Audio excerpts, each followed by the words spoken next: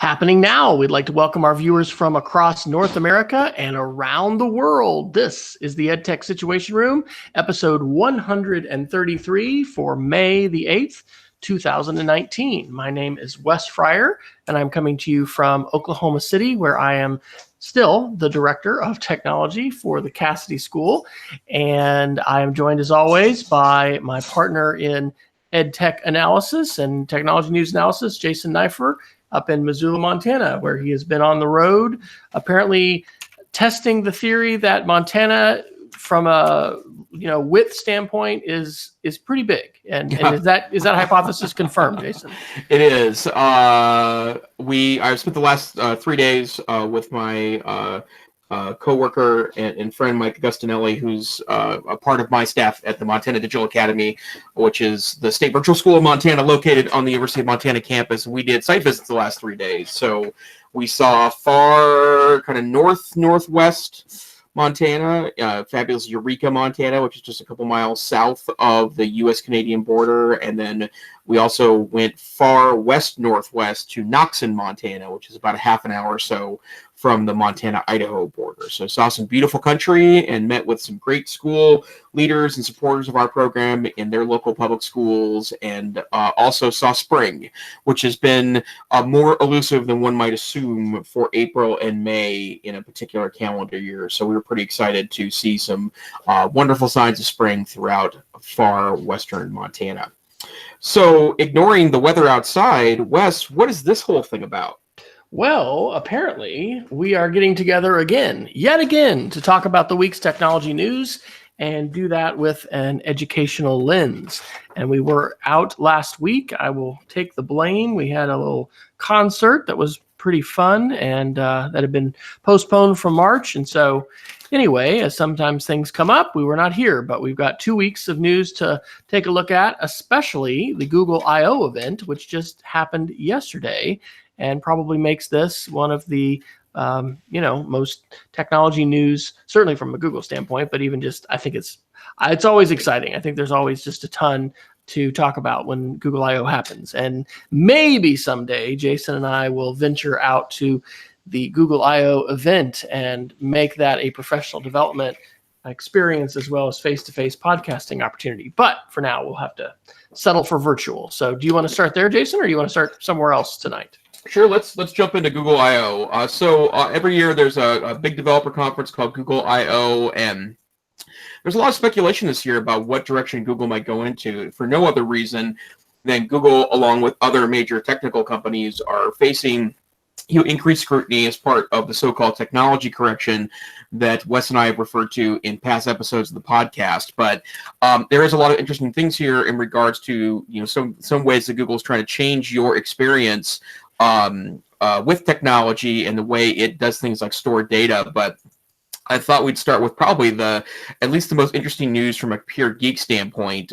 Google released a new phone at Google I/O this week. It's referred to as the Pixel 3A, excuse me. And so for those of you unaware, Google has been in the phone business for some time now, starting with the so-called Nexus phones, which were kind of proof of concept phones that Google released to the Google faithful in hopes of showing other manufacturers kind of how they envisioned what a phone should look like in the years that they were released. And I've owned two Google phones. One of them was the Nexus 6, which was their ginormous cell phone, one of the last in the lines of the so-called Nexus phones. And then 3 years ago, they introduced the Pixel program, which is both Chromebooks. There is the Pixel Book, which was released 2 years ago, that is kind of their proof of concept laptop.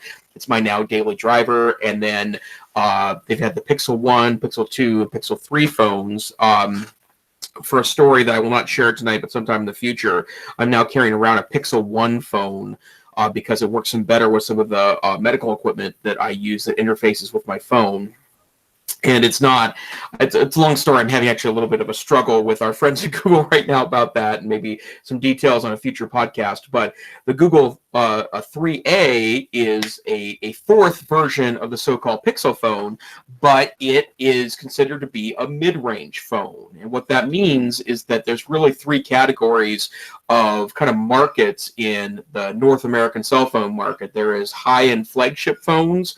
Those phones now are anywhere from $800 to $1,400, depending on how much you want to spend and various specs.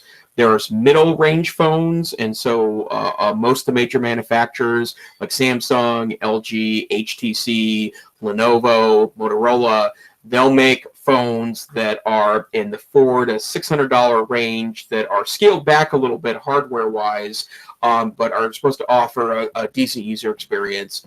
There's also plenty of low-range phones, which are anywhere from $49.99 to $200, which both Wes and I have actually carried around a low-end Android phone before and had a pretty decent experience with it.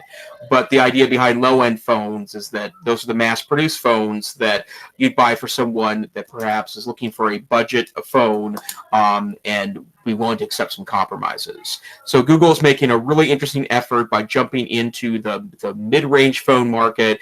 The 3A phone is basically smaller in the amount of memory it has to store things like apps, photos, music, and media. It is not quite as stunning looking because the latest Pixel phones have the so-called notch in them, which allow them to have a near full screen experience.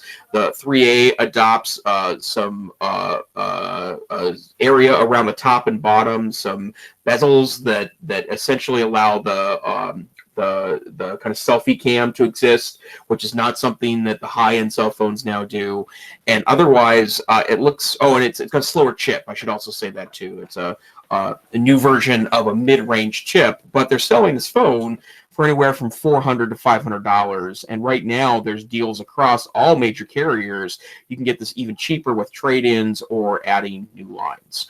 So that's probably a longer description than the typical person might need. But the idea here is that Google is now kind of back in the mid-range business. They kind of started their Nexus phones used to be known for being inexpensive and accessible to users, and now that they're moving in this direction now with the Google Pixel 3a. So Wes, I guess I'll start with, is this tempting to you at all as an end user? Oh, it is. I think I'm going to stick with the iPhone. We've got a family that's invested in that, and being able to share pictures and AirDrop, and being able to AirPlay as well at school. Right, we've got Apple TVs in all of our conference areas, basically. I don't think so, but boy, is it tempting. And is it ever wonderful to see Google stepping into this arena with a very high quality camera, which is one of the big things that people look at in terms of deciding whether or not to upgrade. I think it's hugely attractive. So, we're seeing different ways in which both Apple and other companies are differentiating themselves. I think Apple is really going to continue to push on privacy, and that's something we can talk about because Google is doing some things, even though their company is basically founded on surveillance capitalism at this point. They are doing some things to empower users to not only be more aware of privacy issues, but to be able to take more active control of data. But I think it's great that, in the day of the fold phone, just freaking ridiculous priced, right? And, these iPhone 10s and just thousands of dollars. I mean, that was part of my story, whatever that was, a year and a half ago when I went Android, which ended up being for 9 months. It was really essentially being, I don't know if this is a conscientious objector, but protesting this whole idea that smartphones should freaking cost $1,000. And it's ridiculous, especially with the plateau that we've seen in processor capability and really the commoditization of the consumer. I don't know what that is, but I think it's commoditization of smartphone capability where you can have many of the same functions in whatever kind of phone you pick up. And the other piece for me too is that I do think that phone manufacturers and designers have let go of the kind of mid range of the cell phones. I also think $1,000 cell phones are utterly ridiculous. But the problem is that in the middle range there isn't a lot there that has premium components that could be fit into a mid-range price, compromising in other areas. I'm not totally thrilled, for example, that the battery's not larger. I also think from a storage space standpoint, 64 gigs should be enough for the typical user, but I do like to carry local media on my phone for traveling and for listening to music as part of my own personal music collection. I would like to see that to be at 128 gigs as opposed to 64, but otherwise there's a lot of interesting bits to this phone. And again, I won't share the full story tonight of my current Pixel phone because it's a sad story that doesn't have a good ending quite yet, but I do think that this is a maybe an opportunity for me personally that I might look into. And I'd also like to see those mid-range cell chips that they're using. The Snapdragon, I think it's a 670 or was the number of that particular processor. Those mid-range ones are interesting and usually actually pretty solid. So I'm curious, and I will probably be a customer of that at some point. So I'd like to actually reference a couple videos. I'm dropping one of them in the chat now, which I did not watch the whole I/O event. I did start this evening, saw Sundar Pichai's initial beginning to the keynote. But what I did do was take the Cliff Notes version, which a wonderful one is from The Verge. It's called Google I/O 2019 event in 13 minutes. So again, shout out to YouTube and its recommendation engine on my Apple TV. I really enjoy looking at stuff like that. So that gave me a really nice summary of a whole lot. But I do want to point out, if you watch the actual keynote, I think it was 2 years ago when Google was really making this pivot to say that we were in a post-mobile world, right? And they were really talking about, I think, the pivot to artificial intelligence and machine learning, and recognizing some pretty fundamental shifts in the landscape of digital technology and communications in society. Well, Pichai's statement, which is at 2 minutes and 20 seconds of the opening keynote, is that Google, quote, is changing from a company that helps you find answers to a company that helps you get things done. And of course, Google, for all of us that use G Suite and the Google Apps, Google Drive, that's been true forever. Forever. Since we've been using the web and Google has come about, because the advent of Google Apps and the ability to work on the web, get things done, has been a big part of it. But I think that's really important and interesting. And I love the way that, as with a lot of coding things, coders and Googlers are by and large a group of developers. And then, of course, with good marketing, can say things in very concise and sometimes elegant ways. And so the way that they're focusing on things and the way he articulates that is really good. The number one thing that I am excited about the Pixel 3a phone, but the indexing of podcasts. And so at 5 minutes and 35 seconds of the opening title, Pichai announces that Google, that they have been for a while, if you download the Google News app, they have a really nice feature that's called full coverage. And so in response to this, issue of echo chambers and, how we can end up basically just, seeing articles and things like that really correspond to our own views and don't necessarily challenge us and represent other perspectives. I don't know if you can, it may not be viewable in my bright phone, but below this article, it says view full coverage. And so you're going to see a variety of different perspectives, different, news sources, vetted sources, but they're going to be representing, left and right politically and just different kinds of perspectives. I think we've talked about this happening, that this is probably happening and going to happen, but the fact that Google is now going to be indexing the content of podcasts in search. So it's not just the titles and the meta tags, because, if you look at our show on edtechsr.com, we put tags on the post. We write, hopefully pretty accurate descriptions of the things that we're discussing. We've got links to those. All of that helps train the Google or the Bing or whatever is the search engine, what is this kind of content, hoping that that's going to help people find it and locate it. The fact that Google now, it sounds like, is going to have full-on text transcriptions of podcasts, and it's going to include that, means that the words that Jason and I are speaking right now, potentially are going to be, ending up in search results that they wouldn't have been otherwise. And so that is exciting, but it's also important to think about because, and now that I say this, I've been considering writing a blog post about a province in Western China where the surveillance state actually, I'll put this in as a Geek of the Week, but I've listened to a podcast recently, it was the Daily, it's about the surveillance state there. And if you speak about this, you could very well put yourself on a list, if you try to travel in said country. And so, we are accountable, of course, to things that we say and do face-to-face and digitally. That's a key digital citizenship lesson that we try to communicate to students. But it's just in thinking about that now, right? Hey, whatever we say here potentially is going to be in search results. So what do you think, Jason? Is that exciting to you? Does that seem sobering? Was this inevitable? Did you see this coming?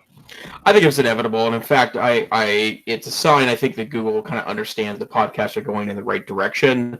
I've been a little confused about why Apple and Google haven't put together better podcasting apps, because it feels like it's a real value add they could add to their collection of standardized apps on both the iOS and Android platforms.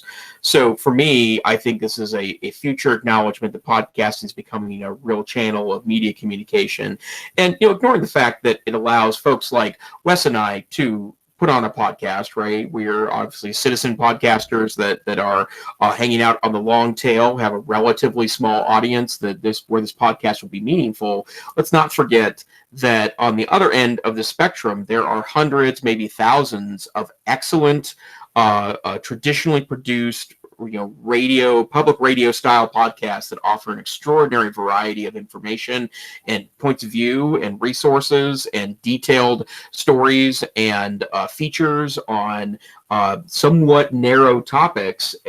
Having that information in a search engine where it is going to work on text search inside of transcripts that it automatically creates is extremely exciting for me.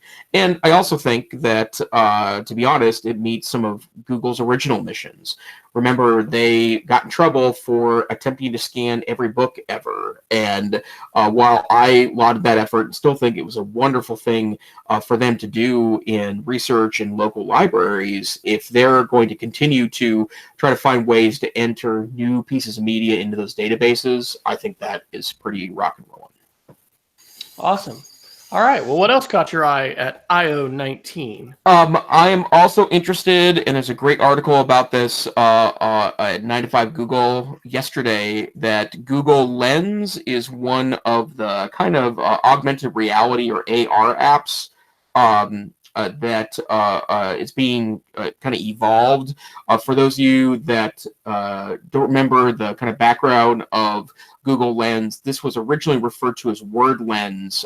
This was 5 or 6 years ago, and it was always one of my favorite apps to show to crowds about how smartphones could really revolutionize the world around us. And the stories I would usually tell about my first start in international travel 20 years ago, this next coming summer, were a little intimidating for me because I don't speak another language other than English, sometimes to my embarrassment. And the bottom line is that I had to rely on my then girlfriend, now wife Allison, who was very adept at other languages to kind of guide us around. And it was kind of scary sometimes because you're in an unfamiliar location, you don't speak the language. Little silly when in places like Paris, because a lot of people happen to speak English in that particular country. But WordLens was an amazing app that allowed you to open up a camera window, and it would automatically translate words in the camera view to the language of your choice. It was a stunningly interesting app and a great demonstration app. Well, Google bought the WordLens software, and they've been slowly and surely working on new and interesting ways to make this technology more accessible inside the Google world. And so they're starting to add functionality to it. One of the new pieces of functionality is the ability to take a look at a menu. So you're in a restaurant, you look at a menu, and it uses the information it's collected on the menu, or I'm sorry, as part of its review process to highlight dishes that were mentioned positively in reviews before. Like see the most popular, dish, and then Exactly. photographs of it, and extraordinary, right? Like it's just something that when you're talking about putting different kinds of information together is pretty interesting. You can snap a picture of a check at the end of the night, and it will help divide up the check amongst peoples, and also become a tip calculator, which is little but kind of interesting. And then it can also provide you when you look at for things like pictures of foods, right? Like featured pictures of foods, whether restaurant or other ways. You can also then see things like recipes that it's found on the internet for something similar, which is just really extraordinary to me. So very excited about the release of that. It's a little thing, but it is, I feel like virtual reality has really diminished the excitement around augmented reality, which I think is in many ways a lot more accessible to people now and could have a lot more effect on the way people live their lives. And shout out to futurists, Amy Webb and others who say that glasses are the future. We're at smartphone peak. And as batteries get smaller and transmission capabilities of, microprocessors and antennas and all that stuff continues to miniaturize, we're going to be seeing, a whole era of glasses-based interfaces, because you're not going to have to go, oh gosh, my screen's just 4 inches, or this is 5.2 or whatever. You're not gonna have. Maybe you're gonna have something else that connects to it, but this is going to be your screen. And the ability to bring that kind of information to the real world, again, like we'll talk about in the Geek of the Week. I mean, on a surveillance standpoint, when you're going to, have comprehensive data files on the millions of people that live in your country, so that you can relocate them to re-education camps or whatever. There's certainly some dark sides to that, but there's some incredibly compelling sides to that as well. Did you pick up the part about Duo? Because last year was when they announced that, was it Duo or what is it? When they call for you, because they have this technology. It's not Duo. Duo is an app, I think, that's like FaceTime for being able to do, video chats and stuff. But there's another level at which this AI, and this is, again, shout out to The Verge's, I/O in 13 minutes, basically is going to it's going to start doing work for you like an assistant. So if you tell the assistant something like, hey, G, book me a hotel room for my trip to Chicago next week, it's going to go ahead and search. It's going to know where your conference is because it's in your calendar. It's going to bring those things up. It's going to leave you in charge. And I'm just quoting what Google was saying in their promo here, but basically, it's going to take on greater capabilities of a smart assistant. Just like somebody who is your assistant at the office is able to do. So, I think those things are pretty exciting, and I think you're right, Jason. The prospects for augmented reality are just, they're stunning, and you see all of these technology companies continuing to make big bets on AR.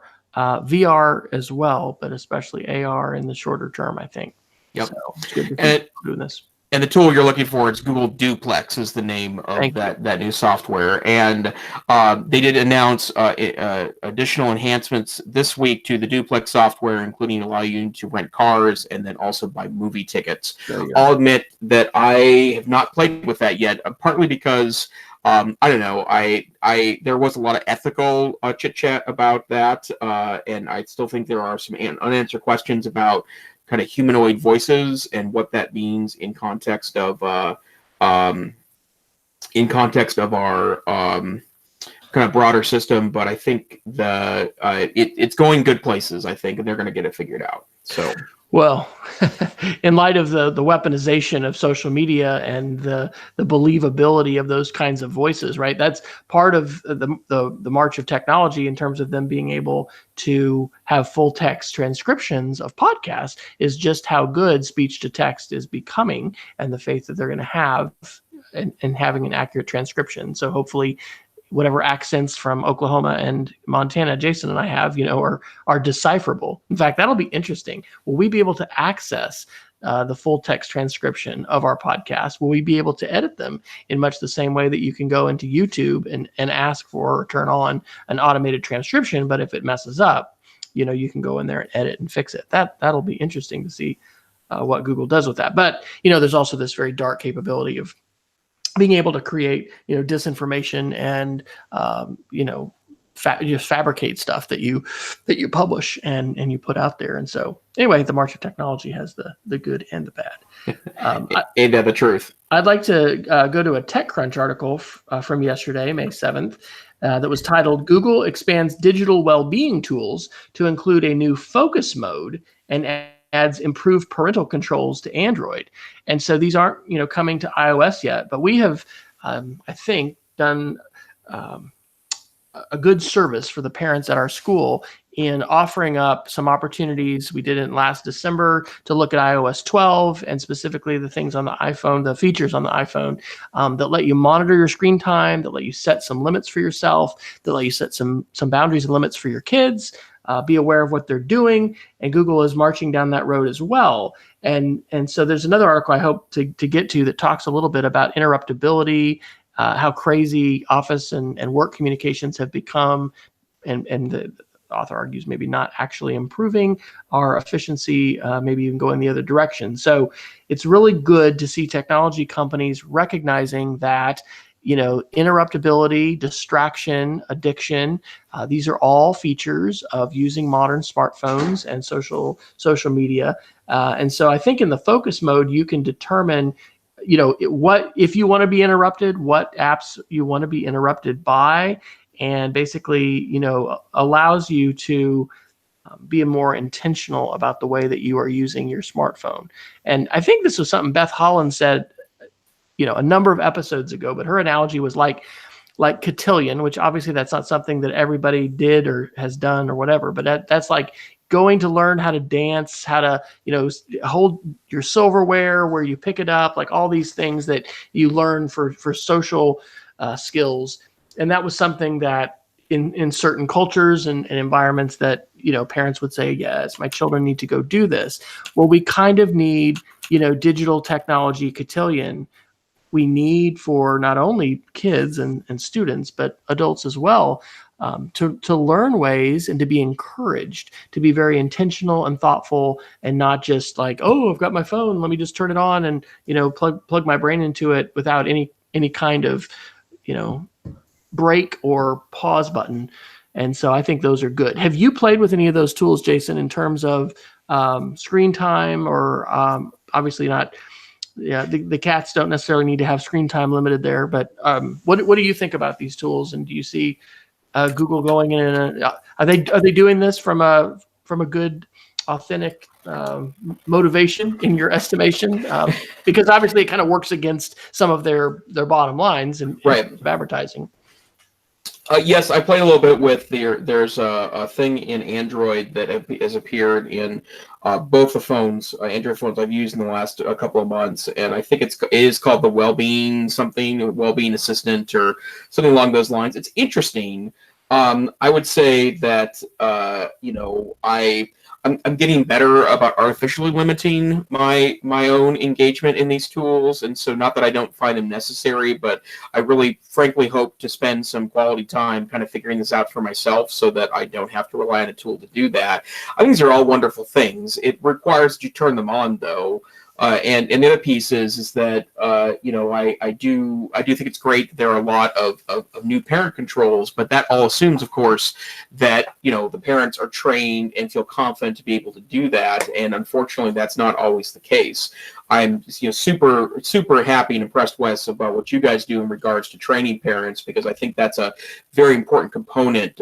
Parental literacy when it comes to technology is an extraordinary need, and these tools are literally worthless if we can't, I guess for lack of a better way of putting it, teach parents how to use them, right? Or to have a means for them to turn them on and meaningfully regulate their kiddos' use. But yeah, I think this is all the right direction. It's when it comes to motive, though, it's hard to say. I think that tech companies are reading the writing on the wall, but at the same time, a lot of people, even related to the various privacy things that Google announced this week, a lot of security and privacy experts have not necessarily called foul, but just have said they're not impressed, right? Like I was trying to find the article earlier, and it was based on a tweet earlier today where someone said pretty frankly that this is really great that Google's providing you all these new and interesting and evolved ways to protect your data, but why is Google collecting that data in the first place? Like, why build a business model around taking and using, perhaps for nefarious purposes, people's private information? So I don't know. It's a soul searching that's going on right now in the technology industry. It's all part of the larger tech correction, I think, as we figure out where these things fit and interact with one another. And I will stay forever curious about what the next step is in this process. Awesome. What else would you like to talk about tonight? Well, I think we can move on from the Google stuff. I guess I would add one other piece that's related to that. There was a great Forbes article the other day that was kind of a pre-announcement on behalf of Google. There are a lot of interesting new things that Google is doing privacy-wise. For example, there's an incognito mode that's coming in Maps. So you can do search. So that's a really great thing. I use an incognito quite a bit in Google when I'm searching for products or something that I don't want to follow me around on advertising for weeks or months at a time. Google's also adding a means of you've been always able to go in and delete private data that Google has about you. It's one of the reasons why I tend to trust Google a little more than other companies, because I feel like they will show you your data and give you the opportunity to delete that data. But you can also set up settings now that delete your data automatically after X amount of time. So location data is a good example of this. If you use Google Maps or use an Android phone and have location turned on, your location is tracked in your Google account. You can have that information automatically deleted over X or Y amount of time. So I think that's all also good pieces to have to deal with your privacy and your data over time. So I would say that's all on the Google front for me. Okay, that sounds good. Where should we go next? Well, let's do a couple quick Microsoft announcements. I was expecting actually to have a lot of announcements related to the Microsoft Build Conference, which was last week. It usually creates a lot of interesting buzz around Microsoft stuff. But to be frank, I didn't see a whole lot that was interesting in the news about this. I will create or talk about a couple links here. The first one is that Microsoft has announced that they'll be shipping a full version of Linux on the next version of Windows 10. Apologies for the geekiness of this announcement, but there's no need to apologize for geekiness here on the EdTech situation. I'm amongst friends here, right? For those that have been tracking this over time, Microsoft used to mock Linux, which is the operating system that runs the vast majority of web servers on Earth, and also is the underlying operating system under Chromebooks. It's also can be a desktop operating system that I've actually used on a number of occasions because it's good and fast and free, as it turns out. But Windows has always been pretty mocky of open source and of the Linux platform. And Windows 10, the second half release of Windows 10 in 2019 will include a full Linux kernel. You can actually download components to add on top of that from the Microsoft Store, and then also install Linux-based applications on your Windows machine. That's amazing. That is absolutely. I don't think I ever would have thought that would happen. No, and they're super embracing open source software too. So another great article, again, power user stuff, but this is from The Verge, today's edition of The Verge. For those of you that remember back to Windows XP, there's a great set of tools called Microsoft Power Toys, and the Power Toys were little applications that added interesting things to your workflow. For example, they used to have a really, really, really great click icon in the tray where you could change the resolution of your monitor super quickly. And so for those carrying around Windows XP boxes or Windows XP laptops that plug into projectors and want to change resolution quickly to match a projector resolution for a projector, it's super easy to do that. And they eliminated those in Windows 7 and ultimately, obviously, in 8 and now 10. And they're going to bring that back, and they've open sourced them. So you can go take a look at the source code of it, add additions to it, or make suggestions, and then we'll eventually allow those to be downloads onto Windows 10. So just such a different kind of response to open source software at Microsoft. I find that to be actually very refreshing attitude from them, and the fact that they are trying to be more cloud driven, and no matter what your device is, they offer tools for that, I think is smart in their direction. I thought I had dropped a Microsoft article here. I may have to go find it and put it in. But Microsoft's being plagued again by issues with updates. Some folks have had recommendations to freeze updates, to not,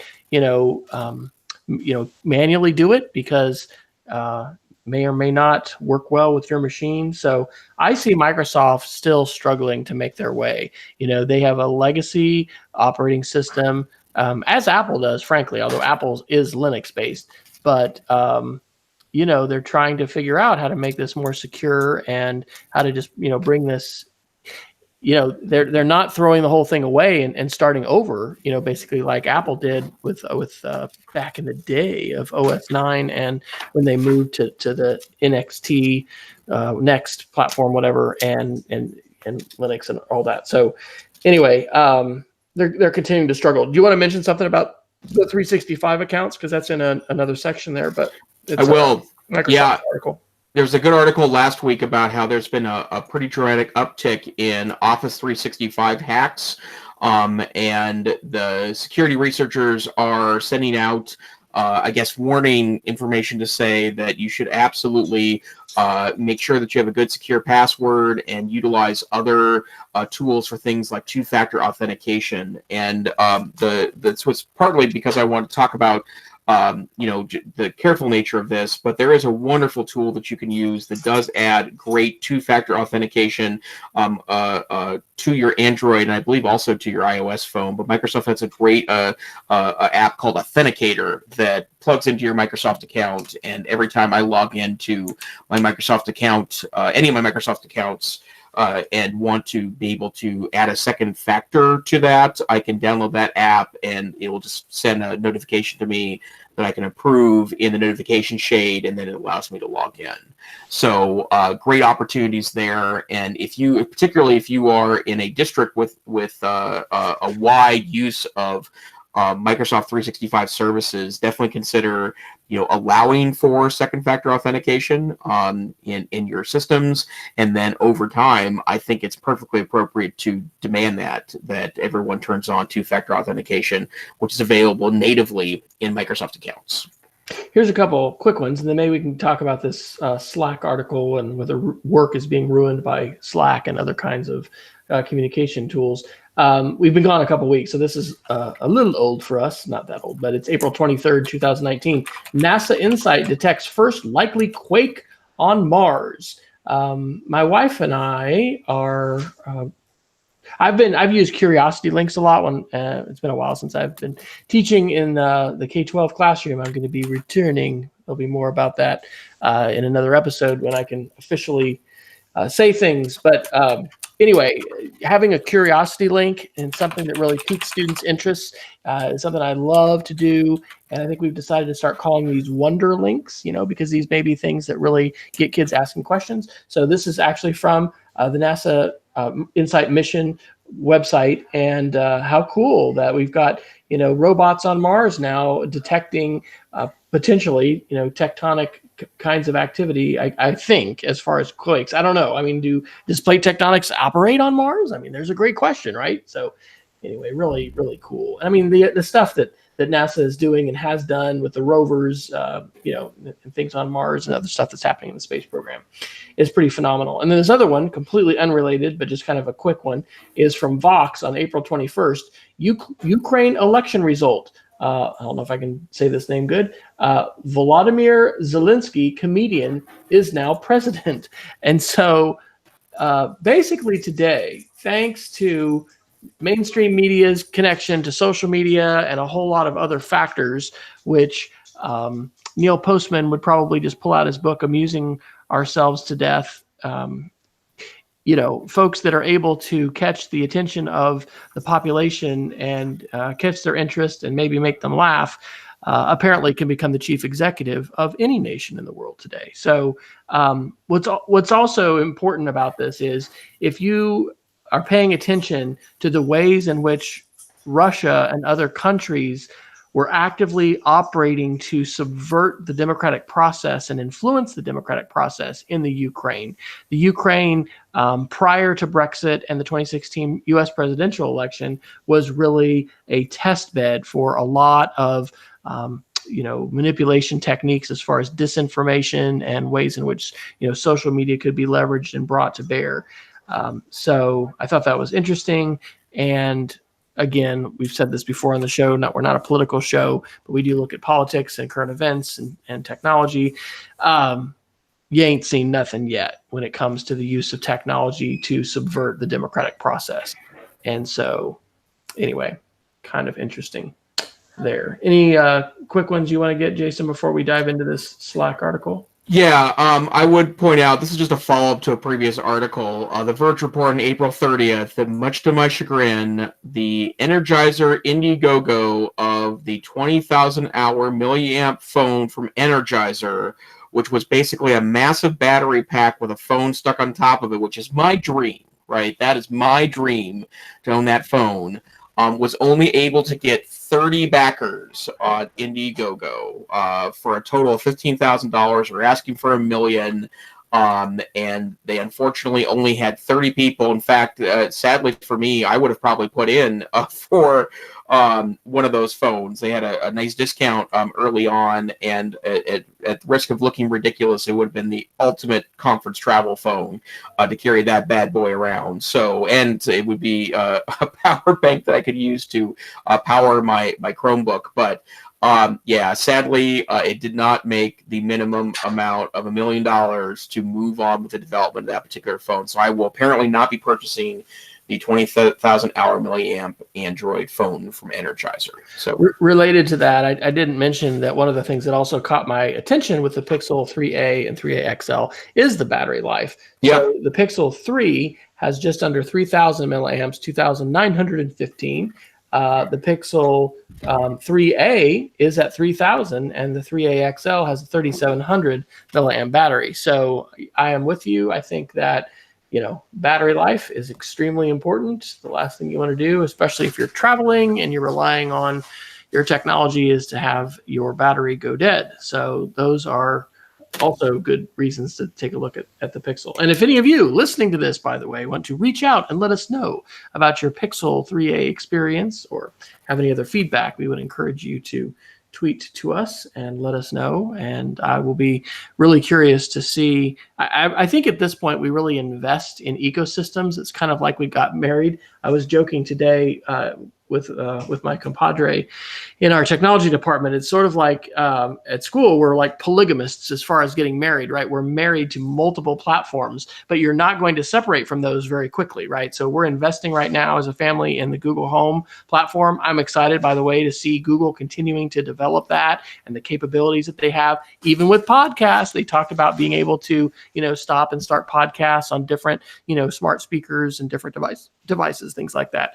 But anyway, it is a big thing to think about shifting platforms and changing phones and things like that. But just as we should have an open mind as consumers, I think we need to be having open minds when it comes to technology in our schools as well, and considering that, hey, even if we've been a Windows shop forever, or maybe even if we've been a Mac shop, what's happening with Chrome, what's happening with these other platforms, especially with regard to security and the ways in which we support these things. I would love to do a survey, by the way, to find out what percentage of our faculty, could just get by with a Chromebook. I think it's over 50%. I'm not saying we're, replacing MacBooks with Chromebooks. We're not, but anyway, it's good to be open to new platforms. And what is your new dream phone, by the way, Jason? Do you have one picked out once the wife approves of the purchase? I honestly, if I'm thinking about the 3A, the Pixel 3A, and probably the better version of that is the Pixel 3, the smaller of the two. I'm trying to trend towards smaller phones, and then carry a tablet perhaps with me if I want to listen more extensive media. But I think, we're in a world where, I think a larger phone, and the V20 is my other phone. It's a 3-year-old Android phone that has a beautiful 5.8-inch screen. I think that actually encourages bad behavior, to be honest. And a smaller phone will keep me connected without encouraging that bad behavior. Interesting. So, all right. Well, one other article I wanted to jump into here was, I think, originally on Recode, cross-posted to Vox. It was from May 1st, 2019, and it's called The Productivity Pit: How Slack is Ruining Work. Now, I have only dabbled very, very lightly, and this was like 4 years ago, into Slack. But the point of the article is that these tools, which were supposed to replace email and make us more efficient, are just making us not only more distracted, but they're also increasing the overall volume of messages in the workplace to the point where it's ridiculous, and in fact, even impossible in many companies, especially larger ones, but just to be able to get through the volume of messages. And so I was reflecting this past week on, email, and how, if we're honest, I mean, how many people out there get more email than they have time to process through on a daily basis? We should, I think, be living by an inbox zero philosophy where, we're able to have eyes on every single message, delete the trash, and, process and deal with the stuff that needs to be, and then be able to file these other things. And it's just, in I think a lot of organizations, email overload and overwhelm is now the norm, not the exception. And so I thought this was a pretty important article. And also the things that they pointed out about deep thought. They cite a Microsoft study that says it takes 25 minutes to get back to the task you were working on, when you're interrupted, even longer to get into a flow state. And so again, like, people in prior generations, of course, we've always been able to be interrupted. You're a parent, young kids. I mean, hello, it's just your life is all about interruptions. But the workplace is now such an interruptible environment, and technology can, in many ways, at least according to the authors here, and I think I agree with them, really, help that bad cause of being distracted. So how do you deal with that, Jason? And have you dabbled with Slack? And what does your information radar screen look like besides email? Or is it all email? Is that it? Well, I pride myself in processing a lot of emails, and part of it is because in the context of my job, 97% of the people I deal with are remote to me because I help run a distance learning program. So email and email responsiveness is an extremely important part of my strategy, and I just don't like to let email sit. And even though it's become more controversial, I'm really into Merlin Mann's concept of inbox zero. I want to try to get the email dealt with, or at least added to action items at the end of every day, and certainly at the end of every week, so that emails don't get lost. But so I've also just played with Slack too, and admittedly, I haven't been able to find a team that would really work on it with me. We tried this briefly at MTDA, and I just couldn't get other than Mike in my offices to really jump in and utilize Slack, even though I think it could be a good thing for our offices. But I know a lot of people that do use Slack, and also Slack has been a kind of an important EdTech tool from the standpoint of getting groups of teachers and tech enthusiasts together. I know, for example, there's an Apple EDU Slack running around there somewhere that has a lot of apparently very interested users, and I've heard great things about the tool. When I read this, and to be clear, I also do trainings for schools and teachers and districts about digital distraction. It's an important topic for me, but it's interesting because the information also conflicts for me in this way. There's a reference to a Microsoft study in the article you're talking about, Wes. I would also point our listeners to another great study from, and I love to cite the institution this came from the Department of Informatics at UC Irvine. Gloria Mark released a study, this was a couple of years back, about when people do get kind of in the zone, right? Same kind of stuff that's talked about in this article. If you are distracted by something, 23 minutes, 15 seconds it takes to get back to that zone again. And I use this research when I talk to teachers and educators from the standpoint of thinking about your phone and the way it tells you things all the time by notifications. It's almost like your phone is, poking on your shoulder all the time saying, hey there, hey there, hey there. And if you especially have not used some of the great tools available to turn off notifications from various apps, or you're not selective, then those disruptions are 100% equal, right? And I like to show off an old screenshot I took from an iPad a couple of years ago that had something called, I think it was like Vango on there, that was sending me a notification. I can't even tell you what the heck Vango is. So that it becomes as important then as other notifications like text messages from my mom. Those are not equal by any definition of equality. So for me, I think managing that's important. But I want to juxtaposition that for a second and introduce folks. You mentioned like my personal issue with this. This conflicts for me in a very interesting way.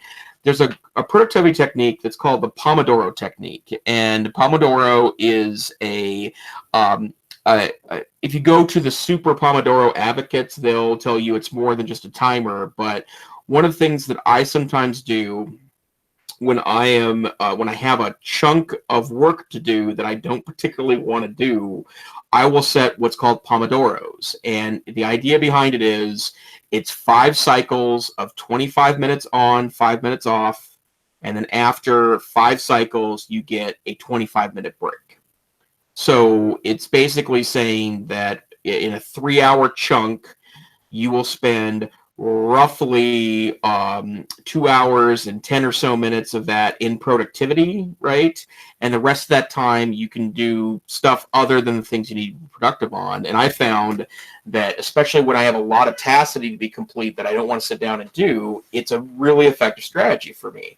But think about that for a second. 25 minutes of work time, according to the research about distraction, I'm only getting started on the zone when my timer goes off in a Pomodoro timer that I can then take a 5-minute break. And I find I've found it to have been enormously effective. And at work, when I do Pomodoros, that 5-minute break is getting up out of my desk and walking around the building for 5 minutes. And so, yeah, I think it's really interesting. The research conflicts a little bit about what that means or how we're supposed to respond to things. But, I have no doubt that that great connection software, right? Like Slack is great connection software. The problem with great connection software is you're connected to everyone, right? And if everyone is demanding of your attention for productive things or not, you can't get your work done. If you send emails to all those folks that have emailed you and ask for a response, guess what, tomorrow looks like? I mean, the feedback loops here can be overwhelming. Oh, absolutely so. And, I don't know if we're paying enough attention to this in EdTech world, right? Like by the way, I've done a Classroom 2.0 presentation on this that you can easily find on the Googles. I've done this at conferences. It's a great presentation. I think it's a very thoughtful presentation about how we need to take instructional authority in classrooms and help teach kids about when distraction is something we can invite into our lives and when we can't. I also think there's messages for parents there. But to be frank, even though we're kind of tiptoeing towards this, I think broadly in our culture as part of the grand tech correction we talk about, I don't know if there is a lot of time spent thinking about, well, if we're going to have students with nose and laptops for 49 minutes a period in a high school or middle school environment, that's fine, but should we be thinking about giving them breaks or about helping them diminish distractions? One of my favorite distractionless reading tools in Google is the Rocket Reader plugin that strips away everything but the core text of a web page. If you're using kind of this is more of a dated notion now, but like a WebQuest model where you're sending kids out to 10 or 12 sites to gather information to help construct learning, that's an interesting strategy, using those diverse resources. But web pages are shockingly distracting. They have advertising on them. They link to other websites. That stuff is weaponized for your attention, right? Like you're supposed to click on it because that's the intent of it, right? It is if you've ever clicked on a link that says, 25 child stars that are in prison right now, right? And then they show you a picture of someone wait, that person's not in prison. Well, it's just a trick, right? They want your attention. And in a world where we're sending kids out to the internet without tools or at least some acknowledgement that, the internet distracts you, I think we're maybe diminishing our opportunities to truly think about and evolve our practices for the best for learning and for gathering and processing information. Amen. Well, I appreciate you mentioning that strategy, what'd you call it? The Pomodoro. Yeah, there you go. So, in fact, be sure to check out our show notes if you have not already, because all of our referenced links and articles are going to be there, including probably a few more. So we are getting close to the top of the hour, and we actually started on time tonight. So shall we? Anything else you want to hit before we Geek of the Weekend? Let me take a quick look here. I think a lot of interesting stuff going on right now. So keep your eye on. Actually, I'll just this one really quickly. This was going to be my headline last week, but UPS is going to start using zero-emission hydrogen semi-trucks, which is awesome, and so much possibility there from the standpoint of zero carbon emissions. And as we try to figure out what to do about, again, not a political show, global warming and the effects of global warming on the earth, I think things like that, where we can take common expected processes and add a no carbon impact strategy there, that is super duper cool. So keep an eye on that technology from our friends at UPS and Toyota. Awesome. Well, we'll do our Geeks of the Week here. I actually have two. I use I like to create info pics. Hey, I like to create media, if you didn't know that. Showwithmedia.com. But info pics require you to have a photograph. And one of my favorite sites for quite a while now, maybe the last year or so, has been Unsplash. Unlike a Creative Commons licensed image, which at a minimum, you basically have to give the credit to who took that picture, Unsplash images are entirely attribution and copyright free. So the photographers that donate to the site just give away all the rights and say, hey, just do whatever you want to with that picture. So you can actually contribute your own, and I have started to do that with a few different pictures. So I only have 11 pictures there, but it's pretty cool, and it's neat to be able to give back to that community. I am using that website, multiple times a week, and it is a curated community, but you'll find a lot of really high quality images, and it's also neat because they've got little links that you can use to thank the photographer, give them feedback, let them know that you're using their link or their photograph, and that's pretty cool. The second Geek of the Week is from a podcast that is definitely a big favorite called The Daily. That is from the New York Times, and this just happened this week. It's a two-parter called The Chinese Surveillance State. And again, keeping in mind that the words we say may already and will be soon, we think, transcribed. Man, this is a situation that should be in the headlines far more than it is today. Because of concerns about trade and other kinds of things, the United States, which should be standing up against this, we believe that there may be up to 1 million people in re-education camps today in Western China who are part of the Muslim minority there. And this is just a real eye-opener about the ways in which surveillance is being used in the most dystopian and George Orwellian ways to try and completely intimidate a population from speaking out, from expressing, from advocating, from having a voice. The second part is an interview with someone who is who came from China, who's part of the Uyghur minority that is the Muslim culture there. And anyway, it's mind blowing. So really encourage you to check this out. It's something that we should be all knowing a lot more about, and we honestly should be a lot more upset about it. my last thought here, and I think it's made in the podcast, we should have, from a value standpoint, a real difference between the United States and let's say communist China when it comes to the use of surveillance technologies. And of course, stopping terrorism and providing for safety is important to every single government, every single state. But the ways in which that is being deployed right now, especially in Western China, but in other places, is perhaps a harbinger of the future that is not real pleasant. And so I encourage people to check that out. Yep, interesting stuff. And if you are a politics geek, I strongly recommend reading up on this issue in deeper detail.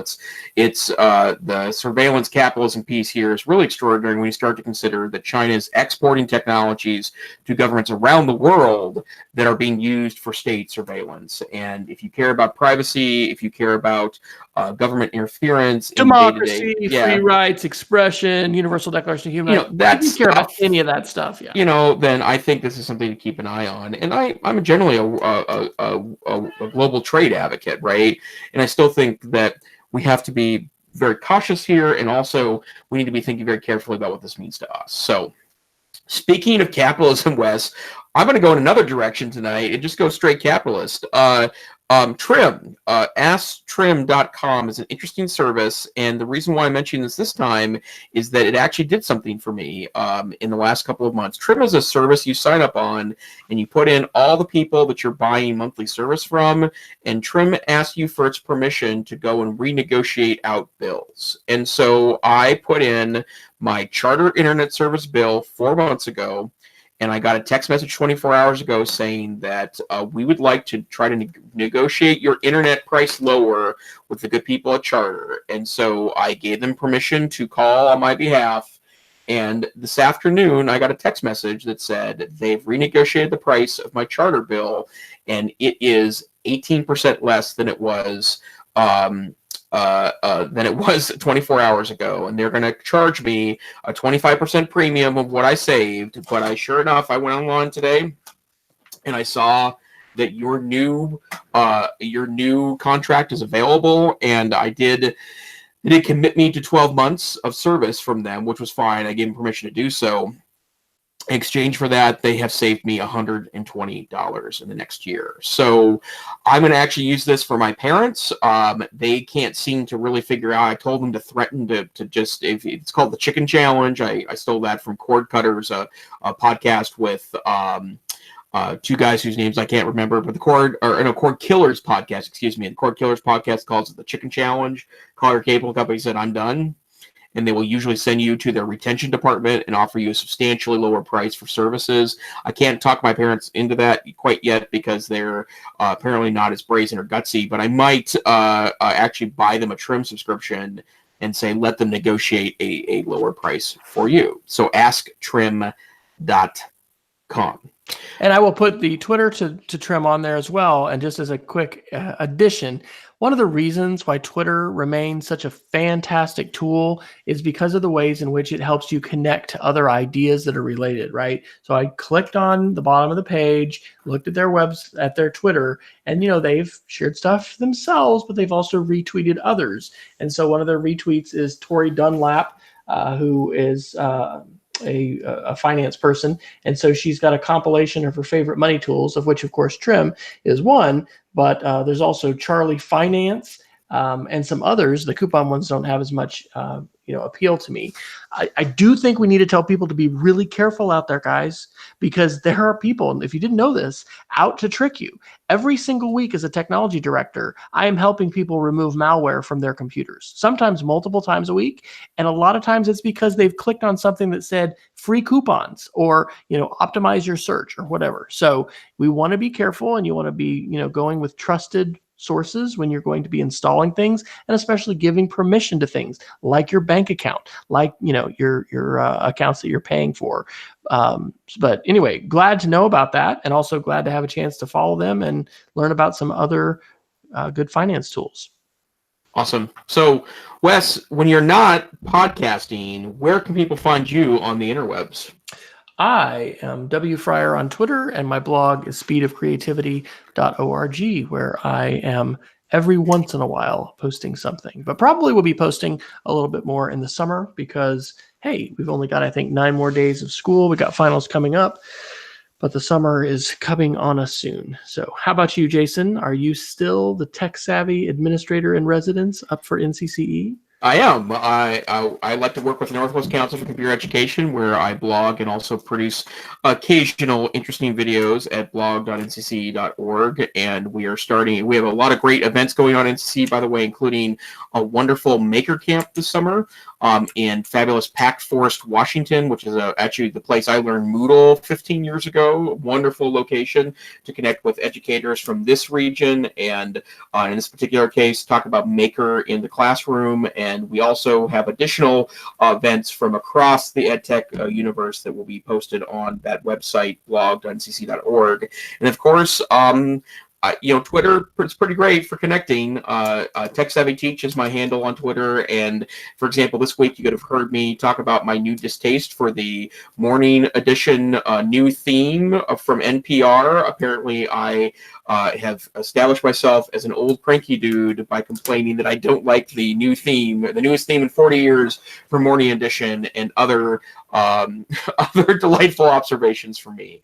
So this thing here, though, like what we're talking about right now, this is the EdTech Situation Room. We're a once-a-week podcast that comes to you live on Wednesday evenings, most Wednesday evenings when we don't have something else we need to pay attention to. You can watch us live by going to our Twitter account, EdTechSR, and looking for the link to our live broadcast every week. It's at 8 p.m. Mountain, 9 p.m. Central. I believe it's 300 UTC, maybe 400 now that the time change is headed over. But in any case, you can go there and know when we're broadcasting live. We'd love to have you in the chat room and check in with us on a weekly basis. But if you can't do that, you can download a teeny tiny audio version at our website, edtechsr.com, where you can also see the week's links that kind of channel our stories for the week. And then you can also download our podcast anywhere finer podcasts are aggregated. And as it turns out, I have yet to find an app as of late that doesn't have EdTechSR there for you to download.